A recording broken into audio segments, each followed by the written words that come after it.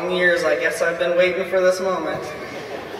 Honestly, when I thought about coming up here to speak in front of all of YC, it looked a little different to me. I talked to some of my friends about it, and they asked me if I was going to fly in on a skateboard or like rappel from the ceiling, but it's snowing outside, so sorry about that. Maybe another time. For those of you that don't know me, my name is Bryce Tyler, and this is my second senior year, 5th year here at York College, and I'm an RA in the Gibbs Apartments. I want to take some time today to talk, obviously, about my experience here at York College, some of the transformation that's taken place in my life since I've been here, and why I think it's super important to buy into the community and the experience and environment that you're in. And if you can't just buy in all the way, at least just try to give it a shot. So, I'm from Lincoln, like Sam said, which means at most I'm about a 50-minute drive from my front door, so that's not too bad, but probably much like some of you, I'd never even heard of York College until pretty much the very end of my senior year. I never really grew up in a Christian atmosphere, a Christian household, so I didn't really know what like a Christian school looked like, or like a Church of Christ school especially looked like, and it wasn't really something that was on my list, but luckily I was involved in some pretty awesome programs in high school, where I ended up finding my faith, and I got baptized right before my senior year of high school started. The process of how I made it here is really super long and boring, so if you ever want to know, you can ask me, but it's really boring. All you need to know is that I went to this Bible camp, applied to get a free t-shirt, and next thing I knew is the only legitimate application I had in the works, if you will. So, here I am. But I really didn't want to come to York College. I'd come to check it out after I applied, and I was like, I guess this is the only place I have the opportunity to come to, so I better check it out. I really didn't like it here, but there was something about the place that I really felt like I had to come here. I really felt like this deep, great pulling, like internally, like you have to go to York College whether you want to or not. So, okay, I'm here. So when I started here in the great fall of 2013, things were a little bit rough for me. I thought, wow, this place is way too small. The people here are kind of weird. They like talk to you and care about you. There's way too many rules, and everything closes way too early. Basically, I just hated everything that was different about my life back home in Lincoln. I thought that every single chance that I had, every opportunity that I had, there was a break or it was a weekend, or like even if classes were canceled, I would just head back to Lincoln, anything I could do to get away from this place. Every time I came to class, I probably didn't pay attention too much. I sat in the back, maybe played games on my phone. You know, I really wasn't giving in to the college too much. I wasn't trying. I missed every athletic event and every single student activity. And by the way, quick plug for Emily Lutz. SAB is a trillion times better than it was my freshman year, and it's all because of her, so thank you, Emily. But the point is, I really wasn't picking up on the things about York College that I would soon find myself to fall in love with. I was taking everything that I had for granted. To kind of give you an idea, I'm going to share a quick story with you to help paint the picture of just how I felt about this place. One day during the first week of school when I was here, my car died, and I had this job in town that was really the only thing that I could, I had to have that job to afford to come here, otherwise I wasn't going to be able to do it. And I really needed to get to work. I was going to be late, and I didn't want to get fired. It was my first week on the job. So I saw this tall man kind of briskly walking across campus. I could see he was going somewhere. But, you know, I thought at the time, like, I pay to go here, and he works here, so his job is to help me. So I asked him, I said, hey, do you know where I can find some jumper cables, or do you have time to help me, like, jump my car? And he stopped, he came over and said, yeah, you know, I do have some time. Here, let's go, we'll pick up some cables, we'll come back here, I'll jump your car for you. So he picks me up, we go to his house, we pick up some cables, and honestly, this whole time I was kind of like just really frustrated with my car, I was kind of annoyed.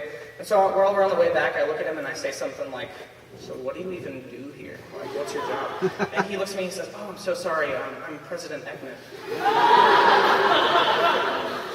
I leaned back and instantly reevaluated everything that I had just said in the last 10 minutes. Because through my frustration, I'm pretty sure I was just talking bad about the college for 10 straight minutes. So, about 5 awkward more minutes later for me, he jumped my car, he came over, he gave me some blessings, and he proceeded to go on to a meeting that I'm pretty sure I made him late for. But all that I could think about in that moment was how frustrated I was that it took so long, or how frustrated I was going to be late. I don't even think that I thanked him.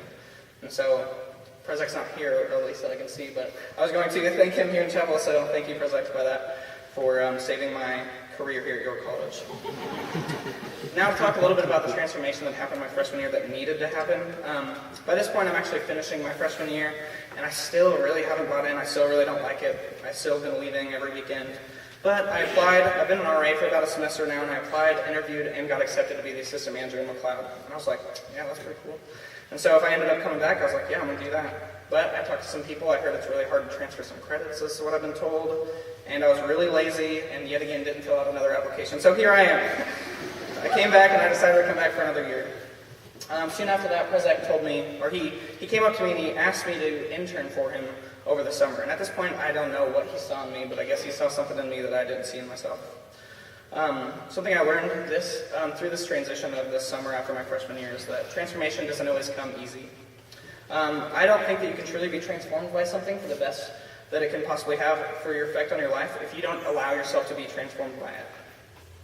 I really had a huge wake-up call the summer after my freshman year, where I realized some hard things about myself, and I realized this isn't high school anymore, and I can't just do whatever I want and get away with it. I really have to grow up. So during one of the programs that happened here over on campus over the summer, President pulled me aside and he told me some things that were really hard for me to hear, actually. He told me he didn't want me on campus that week. He told me that he didn't trust me around the people who were there and the kids that were there for that program, and that he didn't think that I was good for the program that was happening. He told me that my presence wasn't going to be welcome until the next week or possibly the rest of the summer. This was the first time that I had to look at myself, and I was truly challenged on my maturity and how it impacts and how the way that I act impacts the other people around me. I took some time to reflect, mostly because I didn't really have a choice, but also because I really needed to figure out what the whole problem was and why I was getting kicked off from campus. I found out I was really upset, I was really angry, I didn't understand what was going on. But because of the respect that I have for President Eckman and the type of person that I know that he is, I really sat back and realized that this is an issue that was something that had to be completely on me and I needed to deal with it.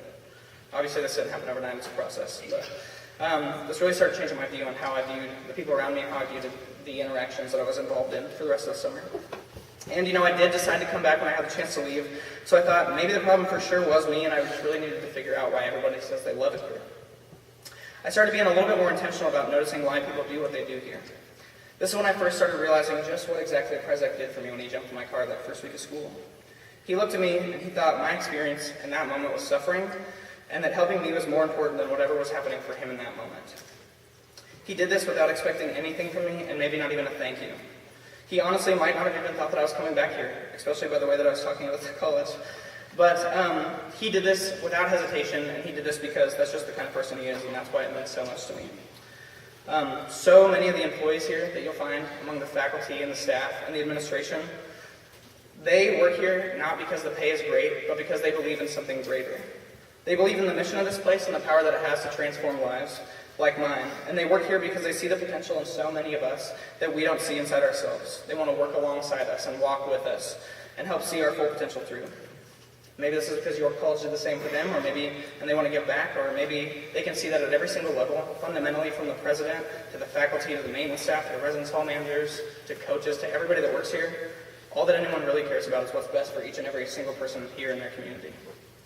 So that's why you can go to a basketball game, for instance, and see countless future and past administrators and professors and staff seated all throughout the gym because they care about you on a personal level that reaches far past what you can output in class.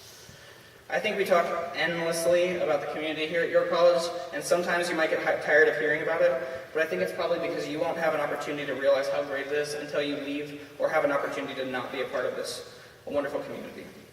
Until you take a step back and realize that that professor that might be out to get you or purposely failing you is also doing every single thing that they can to support you in all of your extracurriculars. They open their houses to you and they maybe offer their laundry machines or even say, come to my house and get a fresh hot meal. And something about the out-to-get-you teacher that opens their whole life to you doesn't really add up to me.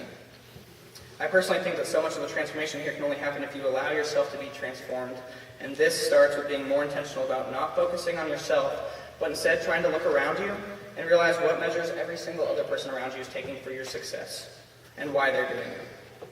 I do understand that your college isn't for everybody, but once you start being intentional about buying into the community that you're in, and choosing to believe that maybe more people are on your side than are not, you can start to enjoy some of the things about this place. You can start to realize that maybe curfew isn't about ruining all your fun and taking away some of your privileges, and instead maybe it's because it offers such an awesome communal experience in the dorms or in the residence halls.